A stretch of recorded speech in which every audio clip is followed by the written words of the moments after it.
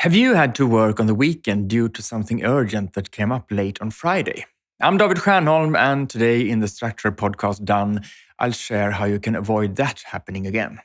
But first, prioritizing tasks can be difficult when there are numerous tasks and urgent demands. To prioritize tasks by importance, not just urgency, you need to have your goals close at hand. But how? Well, I have 6 ideas for you, and I share them with you in a short post on the Structure blog that I link to in the show notes.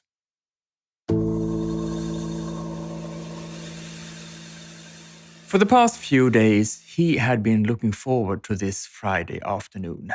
He had blocked off these hours a long time ago to make some real progress on that idea that would make a huge difference for the business. But it was so hard to find time to work on it during the day.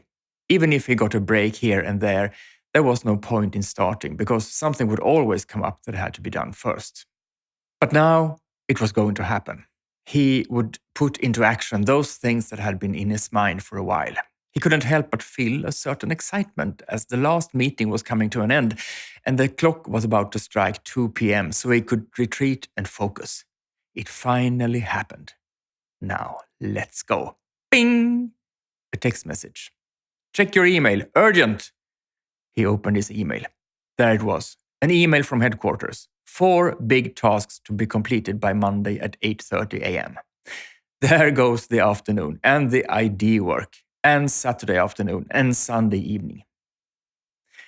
He told me this when I just stepped off stage the other day and stayed behind to answer those nice one-on-one questions. He asked, what should I do in situations like those? At that moment, there's not much else to do but bite the bullet and complete the 4 tasks. But it's probably not the first time an order has come with short notice, and it will probably happen again. That's the next opportunity you can address now, to simplify the situation then and preferably avoid it altogether. Do this. Find out the reason why the order came with such short notice and find a solution to it. That is, first, ask yourself why there was such short notice and note the reason you come up with. Ask why that reason occurred and note the reason for that in turn.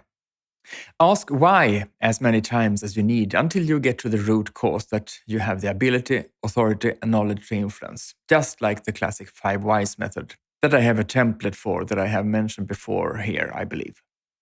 Ask yourself, is there any initiative you can take earlier that starts the process at headquarters, resulting in you receiving the order with the 4 tasks, this time with better notice? Is there any information you can provide unsolicited at an earlier stage? Is there a question you can ask regularly earlier on that would meet only at the gate? Are there any uncertainties regarding responsibilities that can be clarified so that nothing falls between the cracks just because it was thought of at the last minute on a Friday afternoon right before Monday's meeting? Because if you understand why the notice was short, you can make it longer for next time. Maybe the notice won't be as long as you'd like, but at least it will be longer than this time, and there will be more times. If you refine the process each time, you will increasingly be able to have your focus hours and your weekend in peace. Persistence pays off. What would you have done if you were in my lecture participant situation? Please write to me at david@stiernholm.com and tell me. I want to know. Thank you for today and see you again next week.